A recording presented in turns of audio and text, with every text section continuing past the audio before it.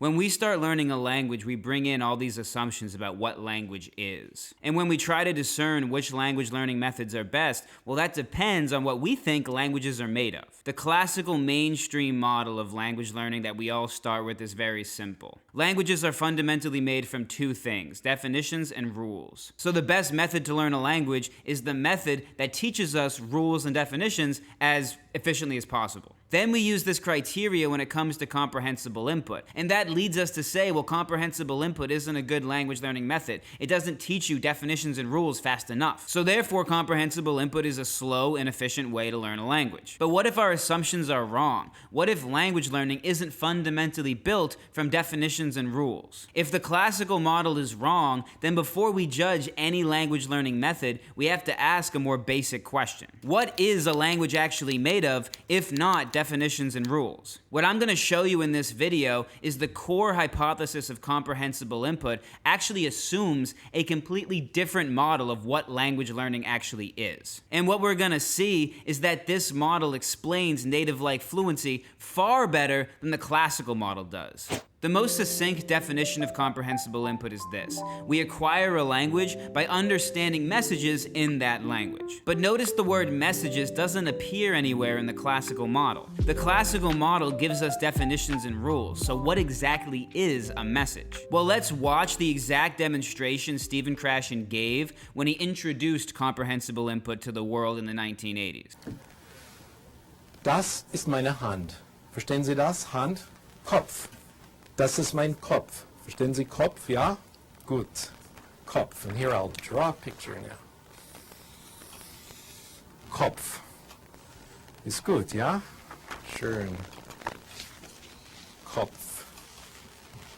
He's not giving you a definition of the word hand. He's not translating a sentence. He's not explaining the rules of German. Yet when you watch this clip, he's still able to transmit a message. Even though you don't know German, you still somehow understand what he's saying. In a game of charades, communication is completely nonverbal, yet the person gesturing to you can still somehow send you a message. So if a message doesn't even necessarily require words, what are we understanding when we understand a message? We're understanding how pieces of experience, sounds, gestures, actions, objects relate to one another through associations. When Krashen points to his hand while speaking German, the message makes the relationship between the language and what you're seeing clear enough for your brain to begin connecting them. This isn't passive sponge-like absorption. You don't learn the language simply because it's floating around you. This is active participation in the recognition of meaning. And the interesting thing is, the idea that we learn languages this way just completely breaks the classical model. It requires us to create a completely new model to even have vocabulary about what we're doing when we're watching comprehensible input.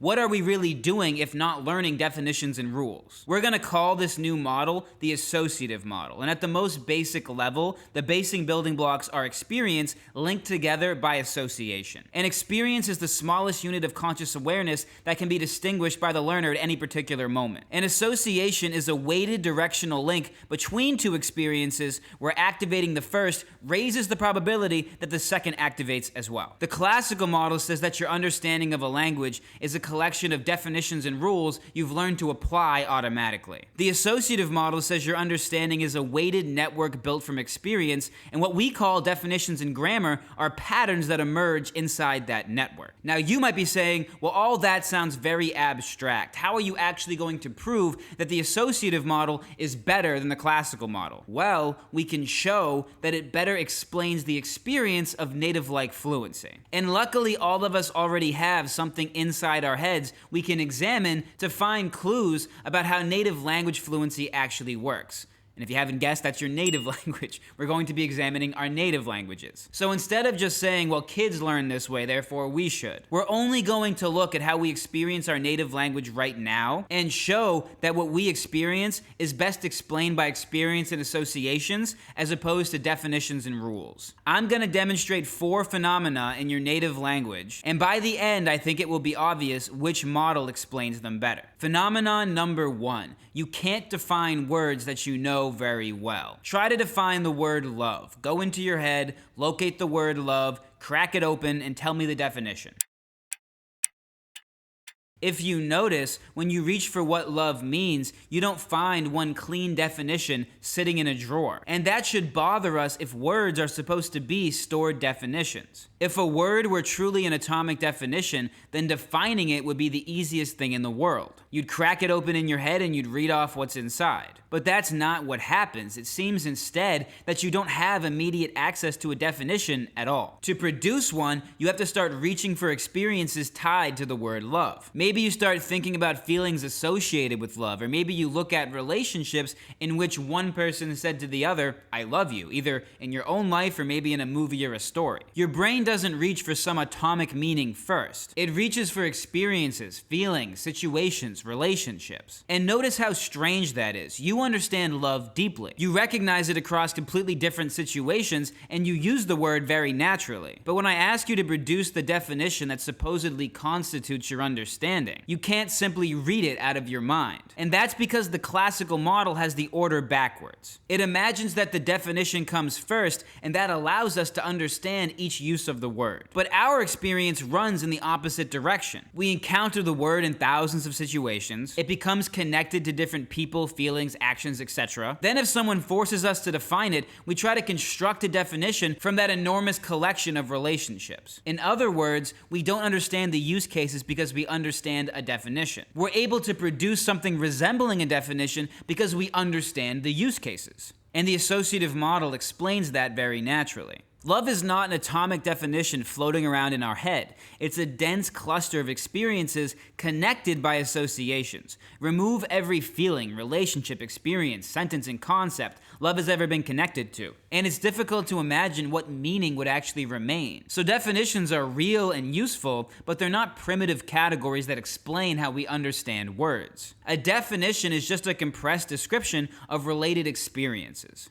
Phenomenon number 2, words you know seem to pull other words. I'm gonna put a few phrases on the screen with the last word missing. Each of those words pulls another word from your mind without any conscious thought. Again, that's a strange phenomenon. For instance, why does jelly immediately get pulled from your brain here as opposed to any of the other tens of thousands of words you know? Why didn't your brain hand you screwdriver or television? The definition of peanut butter doesn't contain jelly. Peanut butter is a spread made from ground peanuts. Jelly is a sweet spread made from fruit. Nothing in either definition explains why activating the first should make the second easier to access. There's also no grammar rule that connects jelly or peanut butter. So again, very strange in the classical model. But in the associative model, this is exactly what we'd expect. You've encountered peanut butter and jelly together so many times that hearing peanut butter raises the probability that jelly gets activated. Or in other words, peanut butter is heavily associated with jelly. And this seems to describe our experience of real-time comprehension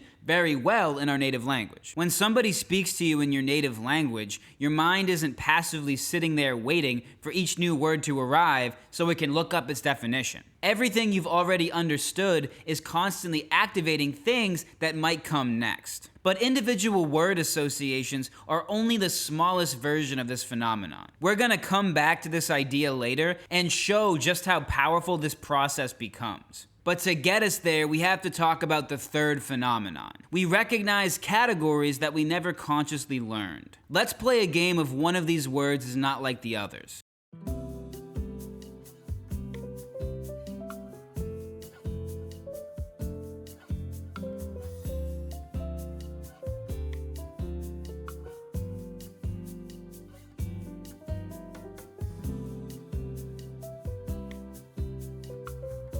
Why can we recognize the outliers in these categories unconsciously? Why don't you first have to reason about what these categories are? In the classical model, we might expect that reasoning would look like this. Okay, red, green, and blue, those are colors. Ocean is not a color, therefore ocean is wrong. But instead, it seems like you don't even have to know what the category is to spot the outlier. If words are really just atomic definitions floating around in our heads, why can we recognize them unconsciously in a practically uncountable number of categories? Here's the answer. There's no reason in the associative model to imagine that words are the final stopping point of emergent concepts. We've already said that a collection of experiences can become so densely interconnected that we experience the entire cluster as one singular concept, a word. But once that cluster begins behaving like a concept, it can enter into new associations of its own. And when several concepts repeatedly share the same associations, those overlapping relationships begin forming a larger pattern. Take red, green, and blue.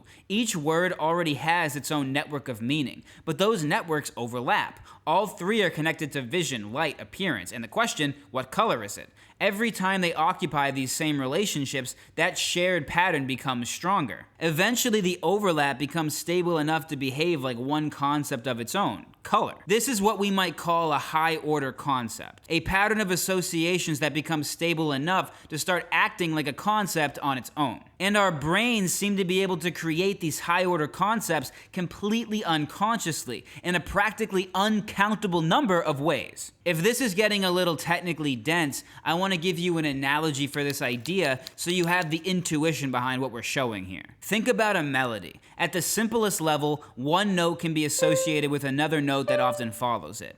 But when you hear a familiar melody, you don't experience it as one disconnected chain of individual note-to-note associations. You recognize the melody as one larger shape.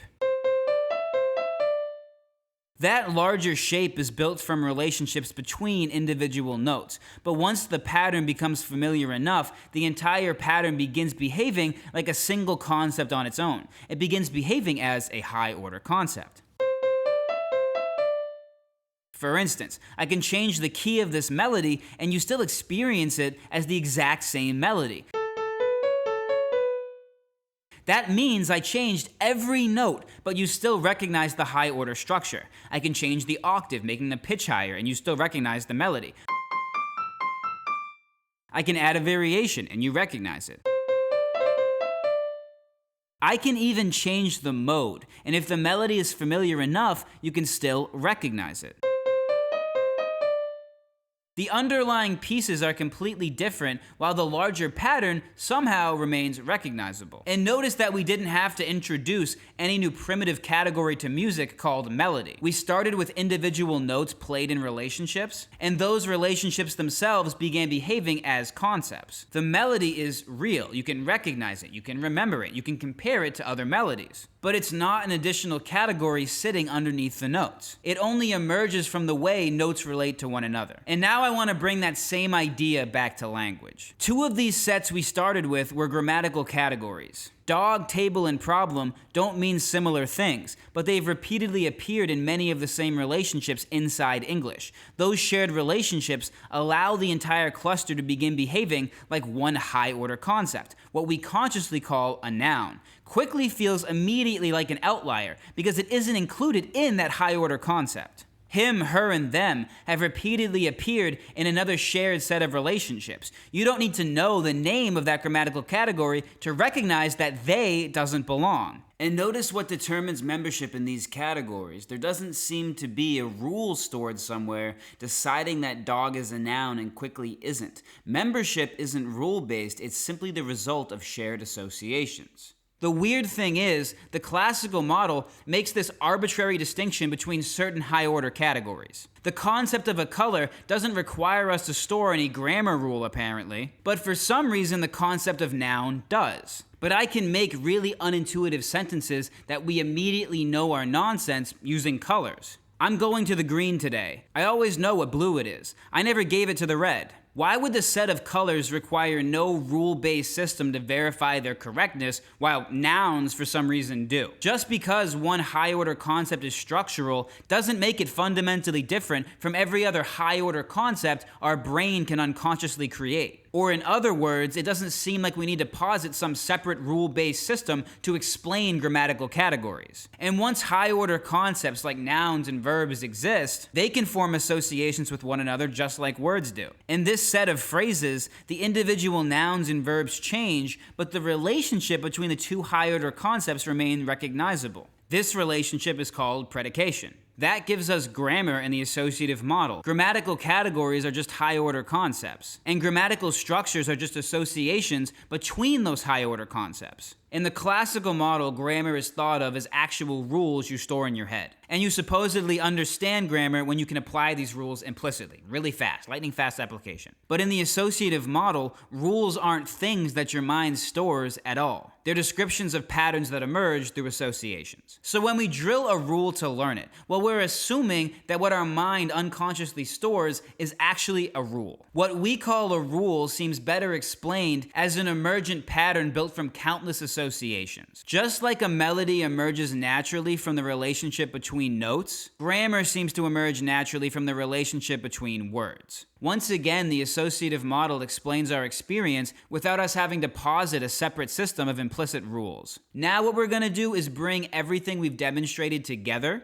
to explain one of the most powerful features of native-like comprehension. Number 4, we can understand incomplete messages completely unconsciously. When you hear peanut butter, it activates jelly. But now we've shown that this process doesn't stop at individual words. High-order concepts can activate other high-order concepts. A noun-like concept in a subject position can activate a verb-like concept. So at every moment in a sentence, everything you've activated so far is activating a weighted collection of words, meanings, categories, and structures that could plausibly come next. We'll call this collection your implicit prediction possibilities. Now, these aren't conscious guesses. You don't sit there listing every single possible continuation when someone's speaking. The possibilities are simply active, with some carrying more weight than others. To show what I mean, let's look at this incomplete sentence. He blank down on one blank, pulled a blank out of his blank, and asked her to blank him. Why in the hell, using the classical model, would you ever be able to understand this incomplete sentence completely unconsciously? The only thing I can think of that explains why you understand this is high-order association activation, or implicit prediction possibilities. Down on one activates knee. What gets pulled out of something when someone is down on one knee? What does someone pulling a ring out of their pocket on one knee ask a woman?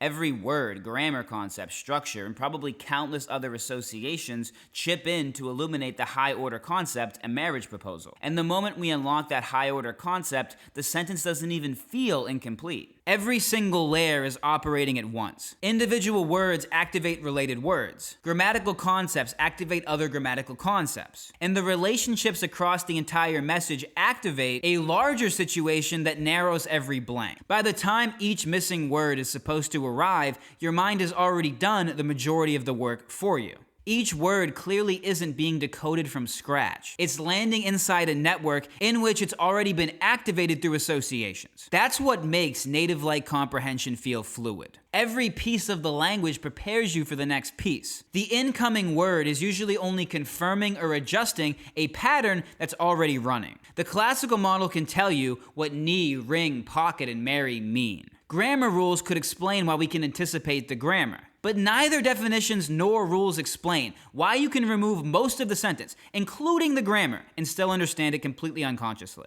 And this reveals the real challenge for the classical model. If native-like fluency depends on this network of associations, then any method that tries to build native-like fluency through deliberate study has to somehow recreate this network. This creates what I'll call the hard problem of study. Native-like fluency doesn't only depend on knowing what theoretically could come next. It depends on having an unconscious sense of what usually does come next, and how much more likely one possibility is than another. Some associations are central and immediate. Others are weak, unusual, or only activated in very specific contexts. And those differences in strength seem to matter constantly during real-time comprehension. If you tried to construct that network through only conscious study, you'd have to decide not only which associations to teach, but also how strongly each one should be weighted. Which examples should appear most often? Which meanings are central? Which uses are rare? Which words strongly predict one another in what direction? But when you're learning a language, that weighting system is exactly the implicit knowledge you're trying to acquire. That's the unknown. That's what you don't know.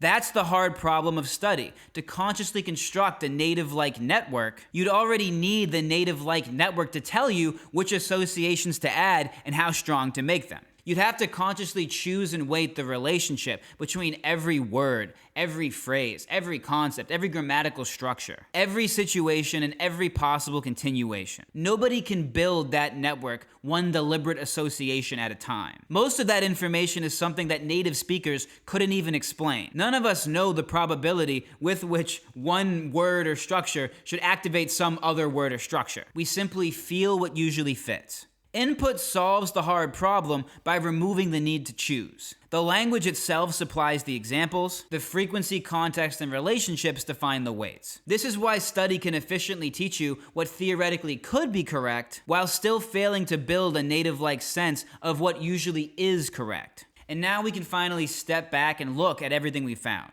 We couldn't define love because the meaning wasn't sitting inside our head as one atomic definition. It was distributed across an enormous collection of relationships. Peanut butter pulled jelly because concepts don't sit in isolation. Activating one concept prepares other concepts associated with it. Grammar didn't require us to add a new category of implicit rules.